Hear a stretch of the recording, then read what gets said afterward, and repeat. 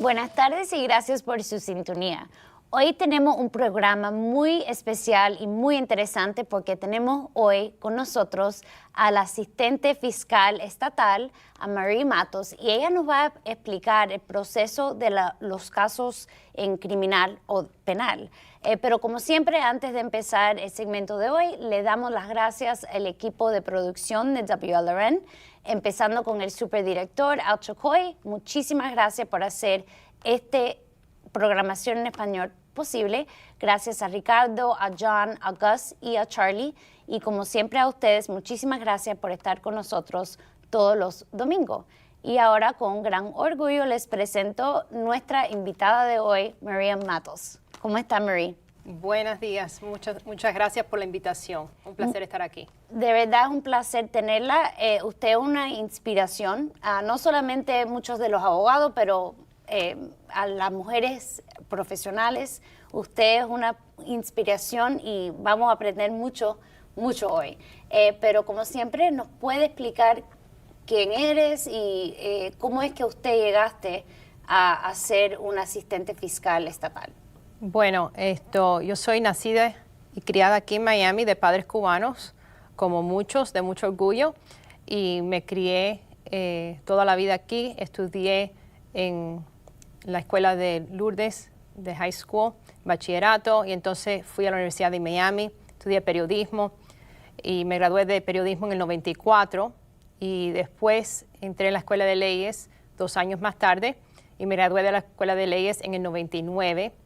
Empecé haciendo casos civiles en una firma muy prestigiosa de Miami, Weiss Serota, y entonces después, al cabo de 1 año más o menos, fui a la fiscalía para ejercer como asistente fiscal.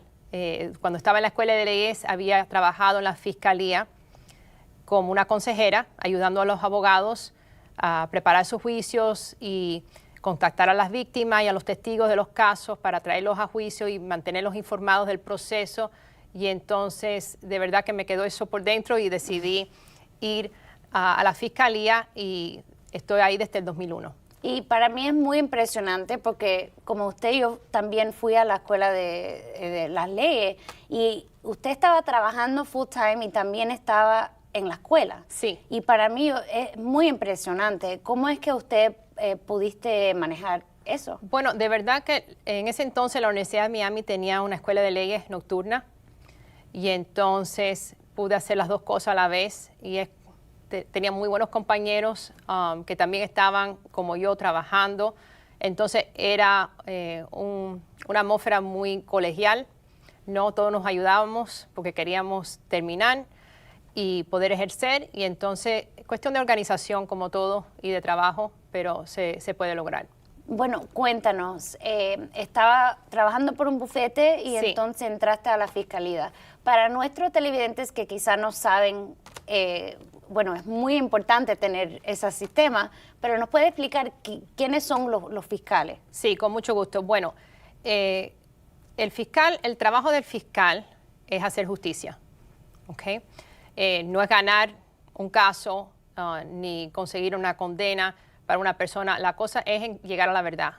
Entonces, lo que sucede es que todo crimen que ocurre en este condado, en el condado de Miami-Dade, cuando ese crimen sucede y hay un arresto, el caso viene a la oficina de la fiscalía. Y entonces ese caso es revisado por abogados, sea un delito menor o un delito mayor, para ver si hay suficiente evidencia para llevar el caso a corte y eventualmente tal vez a un juicio. Entonces, la evidencia tiene que ser que compruebe el caso más allá de la duda razonable. ¿Okay? No es lo mismo que cuando un oficial, un policía hace un arresto, que nada más que tener causa probable para ese crimen. Es diferente, es más importante porque, por supuesto, el hacer cargos formales en corte, una acusación criminal, conlleva posiblemente quitarle la libertad a una persona. Entonces, es una cosa muy seria. Tenemos mucho poder como fiscales y entonces es importante ser responsables con ese poder. Y bueno, es muy interesante porque mencionaste que ustedes revisan la evidencia y hacen una determinación si es suficiente a traer los cargos. ¿Es posible que, vamos a suponer que una persona está arrestado, ustedes revisan la evidencia y no hay suficiente? ¿Qué pasa? Sí, eso ha pasado, pasa diariamente. ¿Y lo dejan a la persona ir? Sí, porque si no hay pruebas contundentes y no hay pruebas suficientes para convencer a un jurado que la persona es culpable, o si es un error que ha cometido un policía por falta de información, por tal vez un testigo que mintió, entonces es importante que se llegue a la verdad. Entonces, esto es un proceso donde diariamente nosotros revisamos los casos nuevos, y aún si viene información en un caso que ya ha sido, ya empezó, nosotros, si hay prueba de que la persona no es culpable, nosotros tenemos un deber ético y legal de presentar esa información a la corte, al abogado defensor, y quitar los cargos. Yo lo he tenido que hacer en homicidios, que es lo que yo hago, casos de envergadura que han estado en televisión, y hemos tenido que retirar cargos, porque si no estamos seguros que es la persona correcta, no hay prueba suficiente, entonces tenemos un deber de hacer eso. Y también es posible de traer, vamos a suponer que yo tengo evidencia contra una persona que hizo un crimen. Yo lo puedo traer a la fiscalía, y es posible que ustedes abren un caso sin un arresto. Bueno, sí, hay casos que la persona viene a la oficina, reporta, porque no lo había reportado anteriormente, y entonces nosotros podemos empezar una investigación sobre ese caso. Tal vez le dirigimos a que haga el reporte oficialmente con la policía, y todo depende de cuánto tiempo haya pasado del crimen, porque la mayoría de los crímenes, con pocas excepciones, por ejemplo un homicidio, no hay tiempo límite para traer los cargos, pero dependiendo del caso, puede ser, tienes 3 años para hacerlo, 4 años, y entonces si no lo has hecho en ese periodo de tiempo, no lo puedes hacer. Pero en ciertos casos, sea un homicidio, también en casos de acoso sexual, dependiendo del tipo de crimen sexual, no hay límite. Entonces, eso permite la revisión de los casos después que haya pasado mucho tiempo. Y también, hablando de tiempo, también quizás es importante entregar evidencia, porque con el tiempo a veces la evidencia se puede desaparecer. Bueno, la evidencia toma muchas formas. Puede ser un testigo, entonces el testigo puede desaparecerse, puede enfermarse, puede morir. Hay muchas cosas que pasan con testigos, o tal vez cogen miedo. Un número de cosas que puede pasar con un testigo. Y también la evidencia física es importante. Por ejemplo, si es un video, un ejemplo, y la policía o la fiscalía no obtuvo ese video a tiempo, ese video se borra, porque las personas no mantienen ese tipo de información eternamente. Entonces, si ya se borró, por ejemplo, ya no existe. Entonces, pudiera contener información o evidencia que ayude a la fiscalía a probar el caso, o probar que la persona es inocente, por ejemplo. Entonces, es importante obtener la información lo antes posible, porque se puede perder. Y hablando sobre los casos que usted está encargada de Sí. los homicidios, Sí. ¿nos puede hablar sobre el proceso? Y a mí me fascina, y en mi mente yo me imagino que usted es como una detectiva. Usted va al scene, a donde pasó, nos puede explicar su día. Vamos a suponer que hay un homicidio. ¿Qué hace la abogada Mato? Sí, bueno, si el caso es nuevo y nosotros estamos lo que llaman on call, que estamos en una rotación, la fiscal estatal Catherine Fernandez Rundle tiene que sus fiscales vayan a la escena del crimen cuando es un homicidio. Entonces, nosotros estamos en un sistema de rotación que estamos, por ejemplo, en ese deber por una semana. ¿Y la pueden llamar a cualquier hora? Las 24 horas del día, los 7 días de esa semana, sí. Como un médico de emergencia, ¿no? Entonces, nosotros vamos a la escena, estamos ahí para ayudar a la policía si necesitan hacer una pregunta legal, si necesitan, por ejemplo, una orden de allanamiento para una propiedad, si necesitan obtener una orden de arresto, por ejemplo, y ayudarlos durante el proceso entero. Entonces, lo que sucede es que el caso, eventualmente, si hay suficientes pruebas, hay un arresto y viene a la oficina de la fiscalía, nosotros lo revisamos, entrevistamos a la policía, a los testigos, revisamos la evidencia física y entonces después, dependiendo del tipo de caso, se hace una acusación formal en corte, casi siempre a los 21 días del arresto de esa persona. Entonces, ya en corte empieza ese proceso, el acusado tiene su abogado, sea privado o de oficio, y entonces después de ahí empieza el proceso donde la fiscalía tiene el deber de entregar toda la evidencia al abogado defensor. Y entonces ellos comienzan su investigación, llaman a testigos, por ejemplo, a dar declaraciones juradas, y entonces cuando ya ellos han terminado todo ese proceso y están listos para aconsejar al cliente si tienen suficiente evidencia, qué es lo que debe de hacer, los pros y los contras del caso, lo bueno y lo malo, entonces el acusado o la acusada determina si quiere aceptar el acuerdo, el convenio con la fiscalía o si quiere ir a juicio. Y entonces si va a juicio, dependiendo del caso, entonces se va a juicio y si es un homicidio de primer grado, que yo hago homicidios nada más, sean de primero o segundo grado, entonces dependiendo del tipo de homicidio, se escoge un jurado de 12 personas en un caso de asesinato en primer grado o de 6 personas en un asesinato de segundo grado. Y entonces el jurado escucha toda esa evidencia, el jurado entonces evalúa el testimonio de los testigos y determina si la fiscalía ha aprobado el caso, porque en los Estados Unidos la persona se presume inocente hasta que se pruebe culpable. Entonces, el acusado o la acusada entra a la corte con esa presunción y es el deber de la fiscalía de probar el caso. Entonces, si se le prueba a la satisfacción del jurado, entonces el jurado se supone que llegue al veredicto correcto de culpable. Y entonces la juez o el juez es la persona encargada de la sentencia.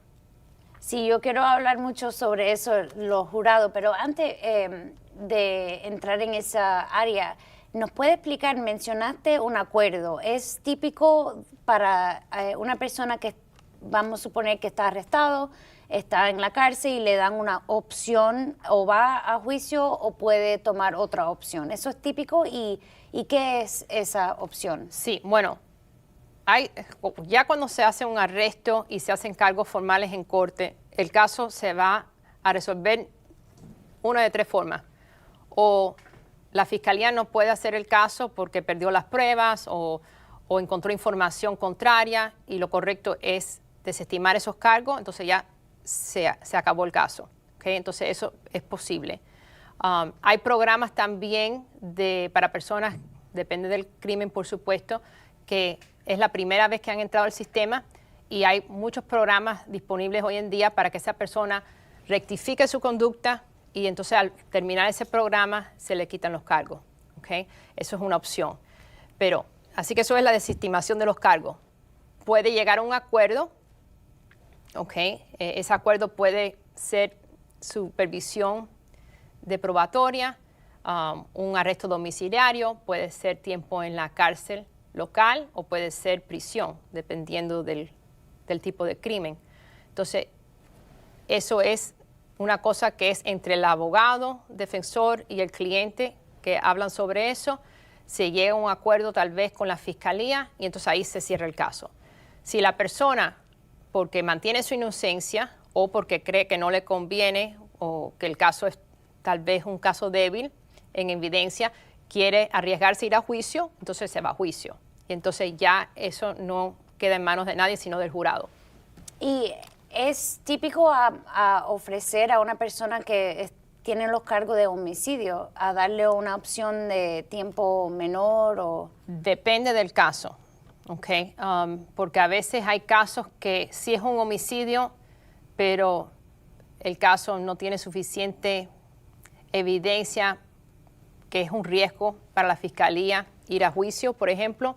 Sabemos que la persona cometió el crimen, queremos que cumpla algún tiempo y entonces no, tal vez llegamos al acuerdo que la familia quiere, tal vez, o que nosotros creemos que es lo correcto, pero no queda de otra y entonces se prefiere coger algo y no nada. Entonces, a veces se hace menos tiempo con tal vez un periodo de supervisión saliendo de esa prisión para que la persona, si vuelve a cometer un crimen, entonces tuviera que ir de vuelta a la corte en una audiencia de violación de probatoria, por ejemplo.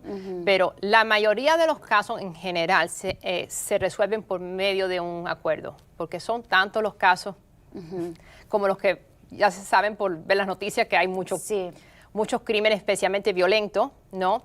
Entonces es imposible ir a juicio en todos los casos. Entonces la mayoría se resuelven, pero los demás se tienen que poner a esperar para ir a juicio. Y la pandemia también afectó el volumen de casos, porque en ese entonces se hicieron las cosas en corte, pero no juicios de ese tipo, ¿no? Se hizo lo mejor que se pudo, pero todavía hay casos. Yo fui a juicio el otro día, se puede decir, un caso de 2015, que tenía 8 años. Entonces, eso se demoró 8 años. Pero dependiendo del caso, un caso de homicidio como promedio se puede demorar entre 2 a 5 años a llegar a un final, no sea por un acuerdo, por un juicio. Así que depende del caso. Y háblanos sobre los juicios con jurado, porque yo tengo entendido que usted ha tenido, creo que más de 80 juicios. Eso es tan increíble. ¿Nos puede hablar sobre la experiencia y quizá, bueno, es posible, vamos a hablar sobre los homicidios, es posible de traer cargos y, bueno, y poner una persona en cárcel si no hay un cuerpo? Sí, es posible, porque yo he hecho un caso así. ¿Nos puede hablar sobre ese caso? Sí, cómo no. En el año, hay un caso de antes de que yo fuera abogada, ni me imaginaba ser abogada en ese entonces, un homicidio que sucedió en el 94. Y entonces, en ese entonces, era una familia, el esposo y la esposa se habían divorciado, tenían un hijo en común y nada, estaban cada uno compartiendo custodia del niño. Eventualmente esa señora conoció a un señor, se enamoraron, el señor no vivía aquí, vivía en Tennessee y le pidió matrimonio. Entonces ella le dijo, mira, mi hijo es número 1. Si la corte me permite a mí mantener custodia de él y permitirle a su padre las visitas y eso, entonces yo acepto, pero si no, no. Entonces se dio, la corte lo permitió, le dio al acusado toda la visitación posible, muchos privilegios con el niño, pero el señor no estuvo satisfecho con eso y él juró que ella no se iba a ir con el hijo y así lo cumplió. Entonces lo que sucedió en ese caso fue que cuando el niño no estaba en la casa, ella estaba literalmente recogiendo sus cosas para mudarse, porque se iba a mudar ya para el estado de Tennessee. El acusado, el ex esposo, fue hacia la casa de ella diciéndole que le iba a dar, o le pidió a ella, perdón, que fuera a la casa de él para recibir dinero para la manutención del niño. Y lo que hizo fue que cuando ella vino, la mató. Puso el cuerpo en una bolsa, así como un duffel bag, como la que las personas usan para ir al gimnasio, y le pidió a un amigo que viniera a la casa de él. No le dijo al amigo que había matado a alguien en ese momento, pero cuando el amigo llegó se dio cuenta de que lo que le había hecho y lo ayudó a deshacerse de ese cuerpo. Entonces fueron de la casa de él hacia Miami Beach y se pusieron en un barco y salieron y tiraron el cuerpo. Y entonces alguien de la Guardia Costera había visto algo que había pasado, se acercaron al barco, le preguntaron cuando llegaron ya a la tierra qué había pasado. Dijeron nada, se voló algo y nunca encontraron el cuerpo. La señora se desapareció, más nunca nadie escuchó de ella. Se buscó si había estado en un hospital, si había tenido alguna transacción con su tarjeta de crédito, en el banco, nada. Nadie más nunca escuchó de ella y el cuerpo nunca apareció. Entonces eso fue en el 94. En el 20 años después fue que se hicieron cargos porque la persona que ayudó al ex esposo de ella a deshacerse del cuerpo vino a la fiscalía, dio testimonio, fue un gran jurado y se pudo conseguir una acusación formal de asesinato. Y entonces, a pesar de no tener cuerpo, pudimos ir a juicio. Traímos a corte al que era novio de la señora, que ya había rehecho su vida, tenía su propia familia y estaba en el estado de Tennessee, al juez de la corte de familia que le había dado ella permiso para hacerlo, el que era el abogado de ella de la corte de familia, a la vecina, a la mejor amiga, a los policías que investigaron el caso, y todo el mundo, a pesar de que había pasado 20 años, se acordaba como si hubiera sido ayer lo que había pasado. Y entonces el jurado... Eso es increíble. Y lo sentenciaron y la juez lo condenó a de por vida. Así que, para contestar tu pregunta, sí, es posible ir a juicio y ganarlo sin tener un cuerpo. Yo sé que no es lo normal, porque el jurado quiere saber, bueno, cómo es que la persona murió.